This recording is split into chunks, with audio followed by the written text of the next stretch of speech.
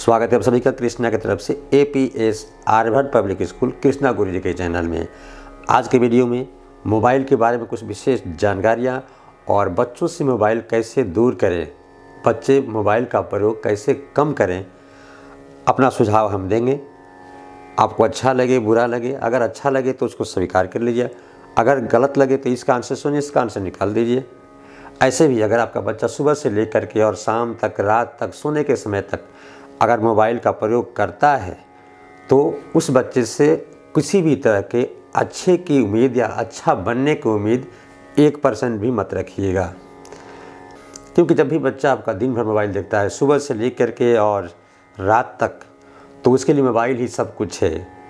उससे 24 घंटा उसका ध्यान उस मोबाइल पे ही होता है। उसके जीवन में क्या ज़रूरी है, क्या करना है, क्या वो अच्छा कर रहा है बुरा, वो तो जानता नहीं। उसकी दिनचर्या में सबसे ज़्यादा मोबाइल ही होता है।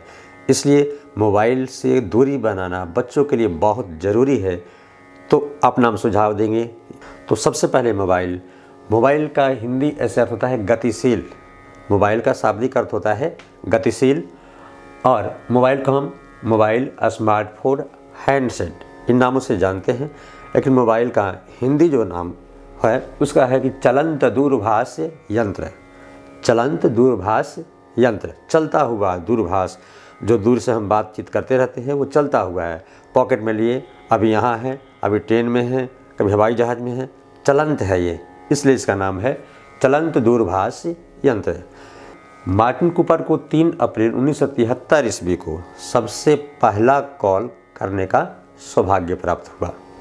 जैसे शरीर में प्राण है तो सब कुछ ठीक है, प्राण निकल गया सब निष्क्रिय है, कोई कुछ नहीं कर सकता। उस तरह से सिम है, मोबाइल में सिम है, अगर सिम डाले हैं तो नेट भी काम करेगा, कॉल भी करेगा, सब कुछ होगा।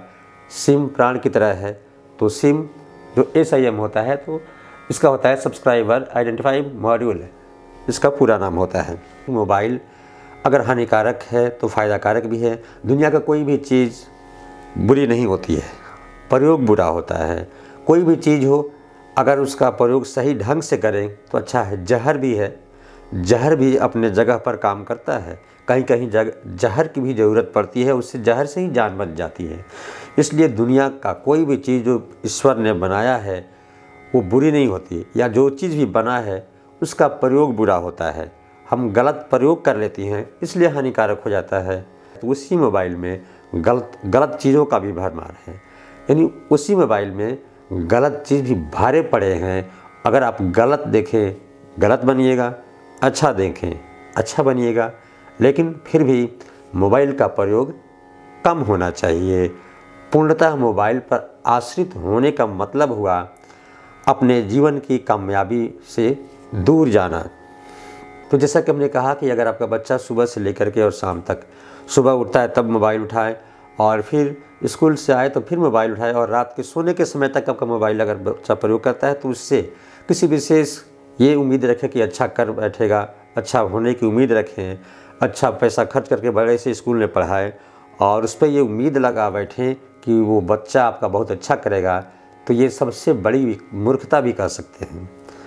क्यों? सबसे बड़ी बात कि उसने मोबाइल को ही सब कुछ मान लिया है। अपना शिक्षक, गुरु, दोस्त सब कुछ मोबाइल को मान लिया है। और मोबाइल को जब मान लिया है तो गुरु से श्रद्धा हटेगी, शिक्षक से श्रद्धा हटेगी। वो क्लास में तो पढ़ाई होगी तो उसका ध्यान वहाँ नहीं है, क्योंकि वो जानता है कि घर पे जाएंगे मोबाइल से समस्या का हल निकालेंगे, उत्तर लिखेंगे। उसका ज्ञान से, पढ़ाई से कोई तात्पर्य वहाँ बनता नहीं है। इसलिए मोबाइल को कम करना, मोबाइल से दूरी बनाना बहुत ही ज़रूरी है। पूर्णतः दूर नहीं कर सकते हैं क्योंकि आपने मोबाइल पकड़ाया है, क्योंकि आपके पास समय नहीं है। तो आप जब समय नहीं देते हैं तो मोबाइल पकड़ा देते हैं। गलती हर माँ बाप की ही होती है। बच्चा जो है जन्म लेता है तो मोबाइल के बारे में क्या जानता है? वो तो अपने माता पिता से ही देखता है कि वो क्या है, कैसे है। और गार्जियन बड़ा खुश होते हैं बच्चा जब देखते, देखो मेरा बच्चा जो है इतना छोटा है, इतना अच्छा चला रहा है, फराटे से मोबाइल चला रहा है, बड़ा खुश होते हैं। लेकिन वही खुशी आपको सबसे बड़ा दुख देने वाली होती है। आप जिस बात को आप खिलवाड़ समझते हैं, आप ये समझते हैं कि मेरा बच्चा बहुत स्मार्ट है, वो स्मार्ट नहीं है। वो कुछ दिनों के बाद आपको ही लगेगा कि वो स्मार्ट नहीं था, वो हमारी बहुत बड़ी गलती थी कि स्मार्ट समझ रहे थे। मोबाइल से दूरी बनाने के लिए सबसे पहले डर पैदा करें। जो छोटा बच्चा है ना, वो बड़ा भावुक होता है। अब बच्चों में जो है सुधारने की जरूरत नहीं है, बच्चों को कुछ जानने की जिज्ञासा होती है। आप बताइएगा तो बच्चे बड़े ध्यान से सुनते हैं, अगर उनका मन लग गया तो सुनते हैं। आप उसे मार कर या डरा कर ज़्यादा सुधार नहीं कर सकते हैं, क्योंकि आप भगवान तो है नहीं। इसलिए बच्चों को बताने की ज़रूरत है कि ये गलत है, ये सही है, फिर वो देखिए क्या करते हैं। इसलिए मोबाइल से डर पैदा करें, कहीं कि मोबाइल से ये हानि होती है, ये देखोगे तो ऐसा होगा, ये देखोगे तो जो है रात में स्वप्न में जो है बहुत बुरी चीज़ें आएगी, इससे आंखें तुम्हारी ख़राब हो जाएगी, तरह तरह की जो उससे होने वाली हानियाँ, यानी डर पैदा करें। जब डर पैदा कीजिएगा तो धीरे धीरे उससे लगाव कम होगा बच्चा का, मोबाइल से वो दूरी बना सकता है। अगर डर पैदा करने में आप सक्षम हो जाते हैं मोबाइल के प्रति, तो धीरे धीरे जो है मोबाइल का प्रयोग कम करेगा। दूसरा हो जाता है कि खुद कम प्रयोग करेंगे। अगर बच्चों से मोबाइल को अगर दूर करना है तो सबसे ज़रूरी है कि आप मोबाइल का खुद प्रयोग कम करें। आप उसके सामने दिन भर मोबाइल चलाते हैं, अगर आप उससे कहें कि छोड़ दो तो संभव नहीं है, वो आपका नकल करता है बच्चा। इसलिए आप खुद मोबाइल से दूरी बनाएं। अगर कुछ प्रयोग करना है तो उसके सामने प्रयोग विशेष ना करें मोबाइल का। और तीसरा, डांट के झटके से सबसे बड़ी गलती आप करते हैं। आप अपने आप को बॉस जानते हुए, आप अपने आप को उसका पिता मानते हुए आप करते क्या है कि आपने मोबाइल पकड़ा है कि बच्चा मोबाइल देख रहा है, कुछ विशेष ध्यान से अगर बच्चा मोबाइल देख रहा है, कुछ विशेष, चाहे वो गेम खेल रहा हो या कार्टून देख रहा हो, बहुत ध्यान से किसी चीज़ को देख रहा हो, उस समय भूल कर भी आप अपने बच्चे से मोबाइल न छीनें, झटके से मोबाइल न छीनें, डांटे नहीं, मारे नहीं। वो सबसे बड़ी जो है उसमें हानि होती है और बच्चे के दिमाग पर उसका बुरा असर पड़ता है, क्योंकि उसका पूरा कंसेंट्रेट, पूरा ध्यान उस समय वहाँ होता है। इसलिए उस समय उसे धीरे से छुड़ाएं या उससे कहें कि बाबू ये रखो, फिर उससे दूर हट जाएं। अपने से जब वो रखेगा फिर जो समझाना है उसके बाद समझाएं। भूल कर भी ऐसी गलती, बच्चा कोई भी काम कर रहा, मोबाइल नहीं, बहुत ध्यान से कोई तस्वीर ही बना रहा हो, झटके से उसको बुरा भी है तो डांटे नहीं, उस समय उसको झटके से मारे, डांटे नहीं तो उसका असर दिमाग पर बहुत बुरा पड़ता है। अब पसंदीदा खाना या खिलौना, सबसे बड़ी बात, मोबाइल के बदले उसे कहे तुम मोबाइल ये रख दो, तुम्हारे लिए देखिए ये खिलौना तुम्हारे बहुत पसंद है, ये खिलौना तुम्हारे लिए हम लाए हुए, या तुम्हारे लिए ये खिलौना हम ला देंगे।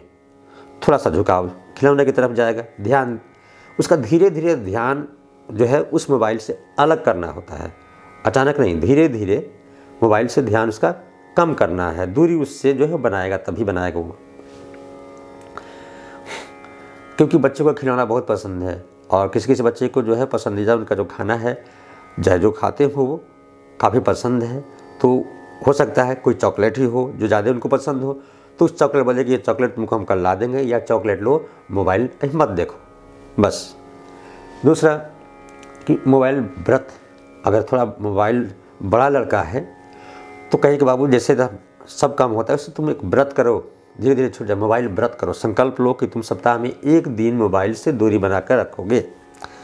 सिर्फ एक दिन तुमको मोबाइल का प्रयोग नहीं करना है, तुम सप्ताह में 7 दिन है, 6 दिन प्रयोग करो, 6 दिन देखो, लेकिन एक दिन जो है मत प्रयोग करो। हो सकता है कि आपकी बात वो मान ले, और अगर एक दिन सप्ताह में छोड़ता है फिर धीरे धीरे 2 दिन भी छोड़ सकता है। फिर उसके बाद से प्रतिदिन के दिनचर्या में जो है अगर 5 घंटा देखता है तो कहिए कि आधा 2 घंटा बाबू देखो, हम तुम्हें समय देते हैं, तुम रोज़ शाम को 1 घंटा देखो। उसके मन के मुताबिक धीरे धीरे दूरी बनाइए तो कम होगा।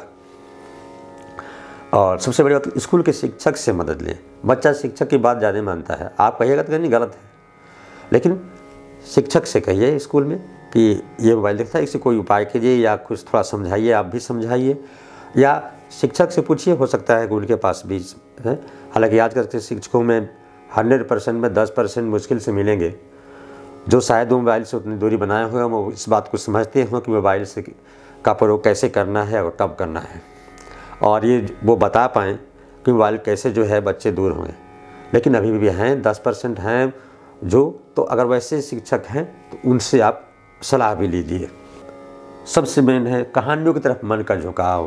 पहले लोग कहानियाँ सुना करते, दादा दादी, नाना नानी, जो है बच्चे बैठकर वहाँ कहानियाँ सुनते थे और कहानियों से इतना फ़ायदा है कि ध्यान उसका एक जगह, दिमाग बढ़ता है, सोचने समझने की उस पर तर्क वितर्क उसके दिमाग में अनेक लहर चलती, कैसे हुआ, ये ऐसे हुआ, इससे दिमाग विकसित होता है, दिमाग बढ़ता है। और यही कहानी से आज दूरी होती जा रही है। बच्चे मोबाइल से कहानी देखने से असर नहीं हो, मोबाइल में कहानी नहीं। बच्चा एक कहानी कार्टून देखता है तो कार्टूनी और नानी कहानी, दादी कहानी में अंतर होता है।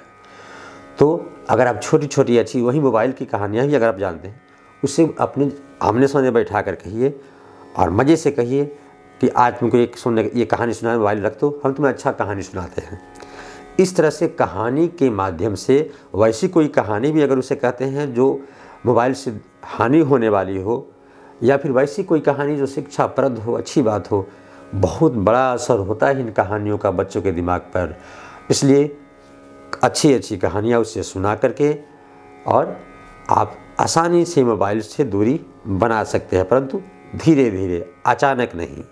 मोबाइल बच्चा ज़्यादा प्रयोग करे, धीरे धीरे इन सारे जो तरकीब है इसे अपना करके और बच्चों को मोबाइल से दूर धीरे धीरे कर सकते हैं, यानी कम कर सकते हैं, मोबाइल से थोड़ी दूरी बना सकते हैं। जब पकड़ाए हैं तो पूरी दूरी तो आप बना नहीं सकते हैं, थोड़ा तो उसे छोड़ना ही पड़ेगा कि लो 1 घंटा, कम से कम आधा घंटा तो देख लो। उसके बाद बड़ा होगा, उसे जो समझ में आएगी, क्योंकि किसी का भाग्य तो कोई बदल नहीं सकता। हो सकता है उसके भाग्य में जो है हमारा समझाना काम है, हम सभी समझाते हैं अपने बच्चों को, लेकिन उसके बाद भी उसके भाग्य की रेखाएँ हैं। सब कुछ होने के बावजूद भी उसका झुकाव उस तरफ धीरे धीरे जाएगा जिस तरफ उसकी भाग्य की रेखाएँ हैं।